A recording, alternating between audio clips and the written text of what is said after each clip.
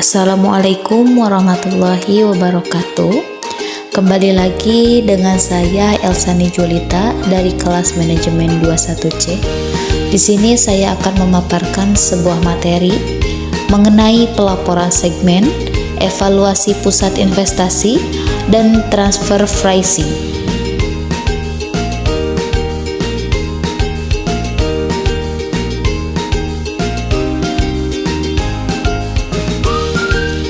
Pengertian laporan keuangan segmen.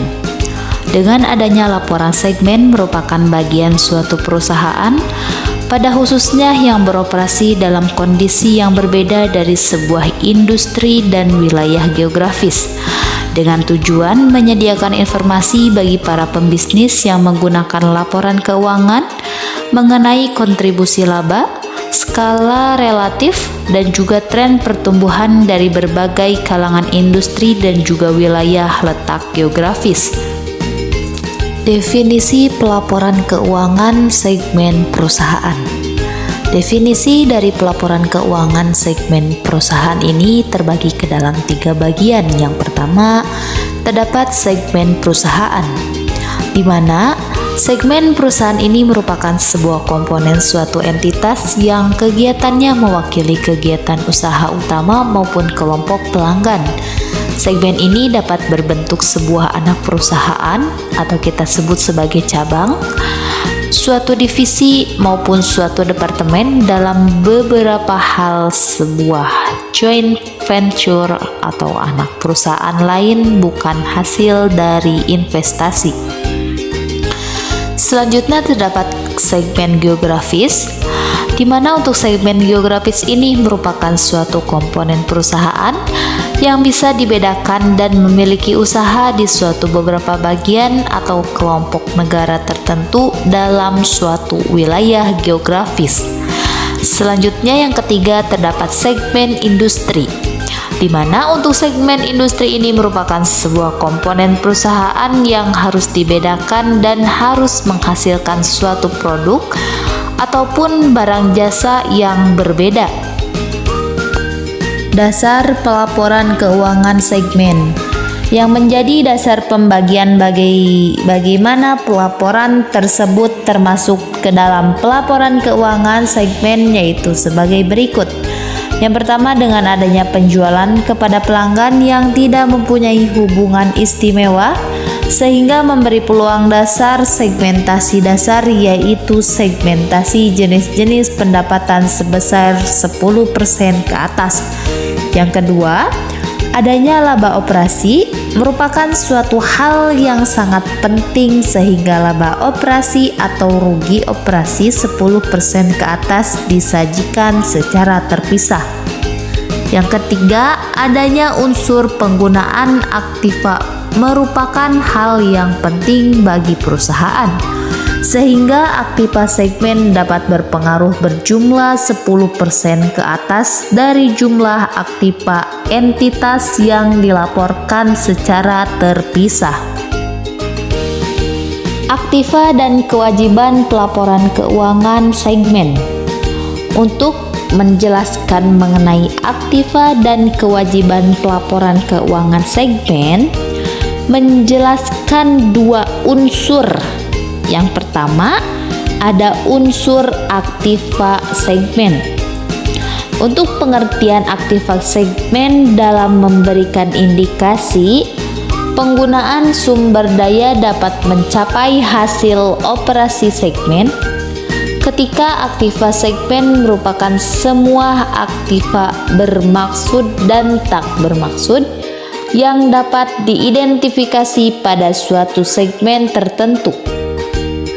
Yang kedua, penjelasan mengenai unsur kewajiban segmen. Penjelasan kewajiban segmen ini biasanya tidak dapat dialokasikan karena dianggap berkaitan dengan perusahaan secara keseluruhan atau hanya bisa dianggap meningkatkan hasil pembelanjaan dan bukan berdasarkan suatu hasil operasi. Informasi pelaporan keuangan segmen yang disajikan. Penjelasan dari kegiatan setiap segmen industri yang dapat dilaporkan dan diindikasi mengenai komposisi setiap wilayah geografis untuk membantu melaporkan penjualan atau pendapatan operasi lainnya. Dengan adanya pemisahan antara pendapatan dari pelanggan di luar perusahaan dan pendapatan dari segmen lain atau hasil segmen itu sendiri, dan aktiva segmen yang digunakan bisa dinyatakan baik dalam total jumlah uang atau sebagai persentase dari total jumlah yang harus dikonsolidasikan segmen perusahaan. Dengan adanya hubungan antara jumlah dari segmen-segmen individual dan juga informasi agregat dalam laporan keuangan dapat dijelaskan dengan menyajikan dan memberikan pelaporan rekonsiliasi. Pendapatan dan beban laporan keuangan segmen. Pada berikut ini terdapat penjelasan mengenai pendapatan dan juga beban yang termasuk ke dalam laporan keuangan segmentasi, yaitu yang pertama, pendapatan segmen.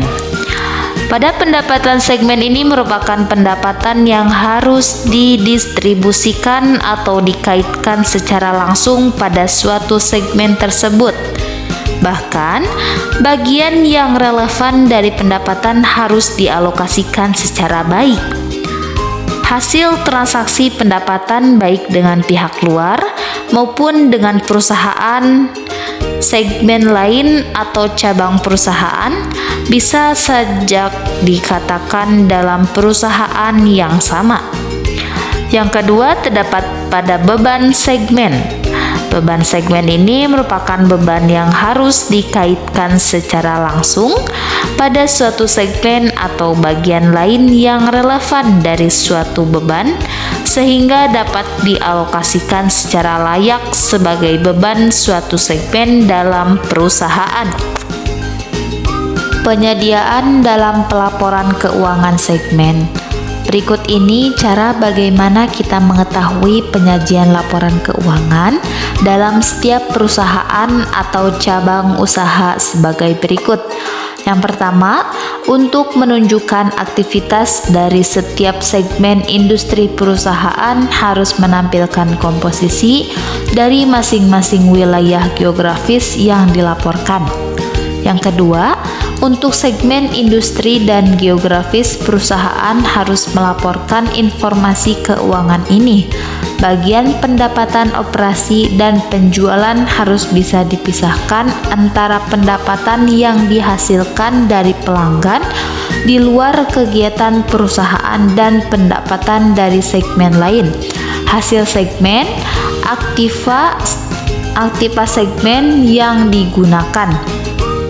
Yang ketiga, ada menyajikan rekonsiliasi antara informasi segmen-segmen individual.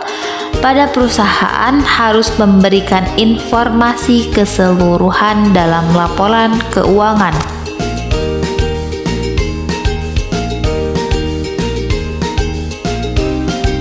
Jenis-jenis akuntansi pertanggungjawaban terbagi ke dalam 4 bagian.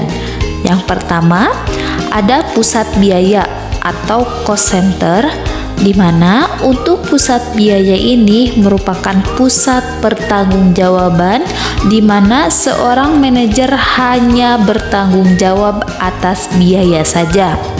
Yang kedua, pusat pendapatan. Pusat pendapatan ini bertanggung jawab di mana seorang manajer hanya bertanggung jawab atas penjualan. Yang ketiga, terdapat pusat laba. Untuk pusat laba ini bertanggung jawab di mana manajer bertanggung jawab atas pendapatan dan juga biaya. Dan yang terakhir, pusat investasi. Pusat pertanggungjawaban di mana manajer hanya bertanggung jawab atas pendapatan, biaya, dan investasi.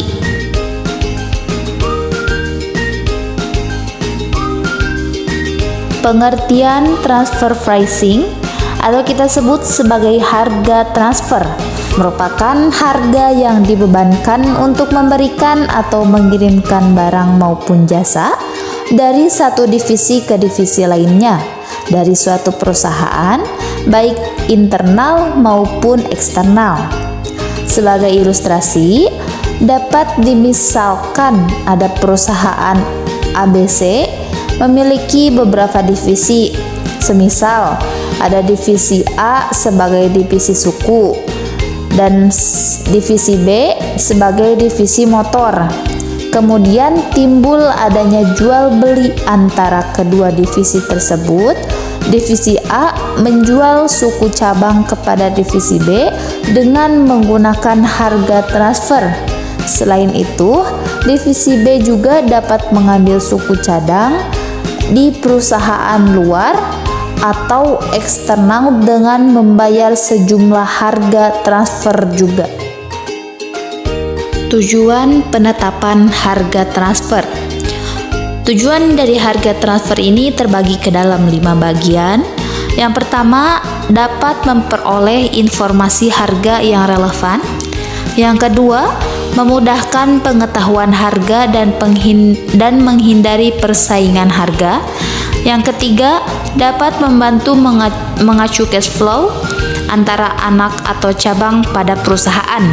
Yang keempat, meminimalkan beban pengenaan pajak, bea masuk, dan biaya pengiriman. Yang kelima, memotivasi manajer dalam mencapai tujuan. Metode penentuan harga transfer terdapat 4 bagian.